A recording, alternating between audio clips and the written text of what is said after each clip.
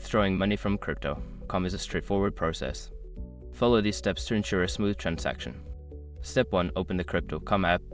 Launch the Crypto.com app on your mobile device and log into your account using your credentials. Step 2. Navigate to the wallet.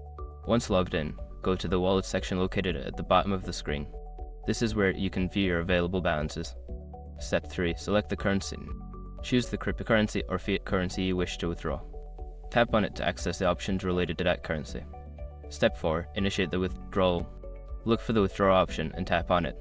Follow the prompts to enter the amount you want to withdraw and select your preferred withdrawal method, e.g. bank transfer, crypto wallet. Step 5. Confirm the withdrawal. Before filing a refund or dispute, use the srock.com link in the description to open the refund dispute deadline calculator and confirm your deadline. Once you've completed these steps, your withdrawal request will be processed. Keep an eye on your account for updates on the status of your transaction.